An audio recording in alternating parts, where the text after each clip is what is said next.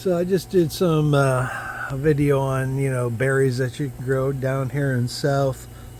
Strawberries, mulberries a big one, and blackberries was a big one. And I realized some of the videos I posted really didn't show the update of where we're at in the fruit production, and it's pretty much rocking. So I'm going to get some of this video here of these different clusters along the way.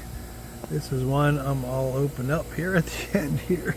We're going to harvest that. I've been harvesting one or two off the vine as I walk by. If it's ripe, I grab it. Like, for example, there's one that's just like one that's ripe out of that cluster. But again, I'm going to run through the gamut of it all and show you how these three, there's 3 blackberry plants, just for those who don't follow along. There's 2 in that 25-gallon pot right there that I'm sure has rooted down out of the pot into the through the pavers into the ground below. I'm sure of that.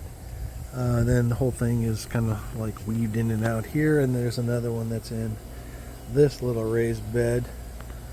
This is probably my favorite of the group. This is the Ouachita. These are these big fat guys.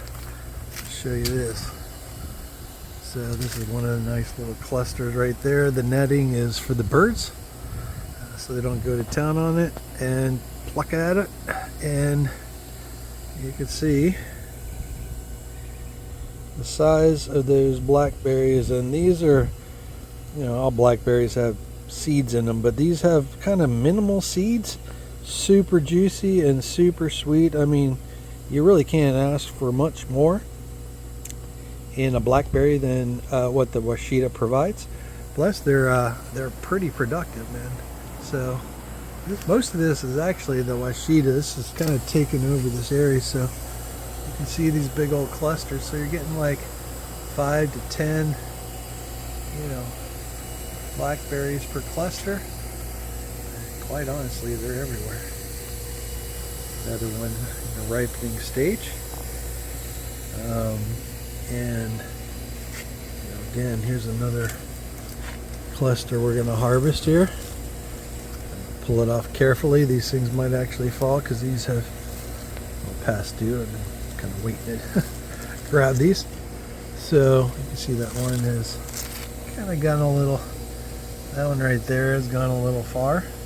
So that is an indication that it's kind of overripe, but yeah, it's still edible. So, but that's a nice little cluster we're going to harvest at the end of this little production. But check it out for now. But very productive variety, and this is a thornless variety too. So you can run these vines anywhere you want and not worry about getting all chopped up from all the thorns that blackberries usually have, and kind of experience comes along. But you see, super productive, and these aren't even in the ground technically. There's another one.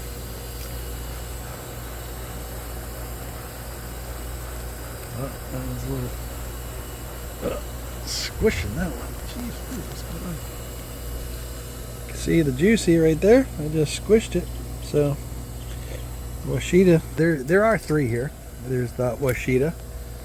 Not all these are the Ouachita. That one there is probably either the Apache or a Navaho. They're a much smaller berry, and you can see the difference in them. So, I mean, look at that guy right there next to it. That's a ripe one. Obviously, they're going to plump up a bit, but you can see they're not even close to the Ouachita. They're still tasty little berries, a little seedier. If I had to grow one, I would definitely go to the Ouachita for sure.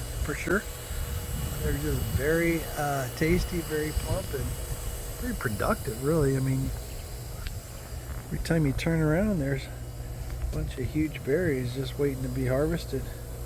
A couple weeks there, a couple days here. See, they're still pushing off flowers and pushing out berries. So we still got a ways to go. This is just mid-April, and we should have, based on last year, production into really the August time frame.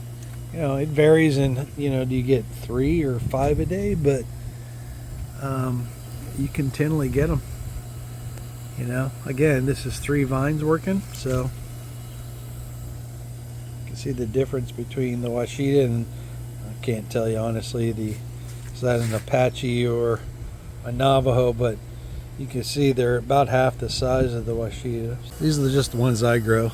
There's a multitude of options, and if you can handle the thorns, there's a whole lot more species to choose from that might even do better, but I went with thornless, and I'm not going to deal with all those thorns. So anyway, here's where we're at. I'm going to get this last batch right here, which is pretty much ready to hit the ball. Anyway, see you later. This is actually one of the sunshine blue blueberries I mentioned in the other video.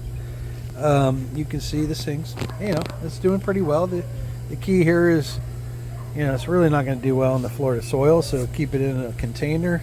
Give it a lot of acidic type of material. So this has a total peat moss, and you can see these are pine chips sitting on top, pine fines even, that's mixed in the whole thing along with peat moss. So, but you can see there's, you can focus on that, there's buds forming. It's kind of in a little bit of a vegetative state as well, but you know, will I get a couple blueberries off of this? Yeah. And quite honestly, this whole bed used to be all those sunshine blue blueberries, and I've had some decent harvest over the years, but they definitely need to be managed in a container type of situation where you can give it super acidic soil.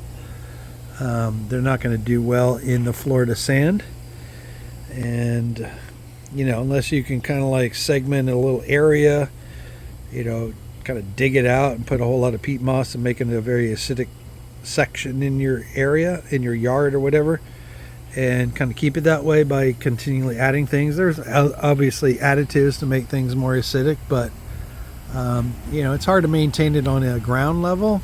It is a lot easier to maintain it in a container level. So if you are going to grow blueberries in Florida, pick a variety that can handle the limited cold hours, or the chill hours rather, and pick a variety, or you know, plant them in a situation where you have very acidic conditions.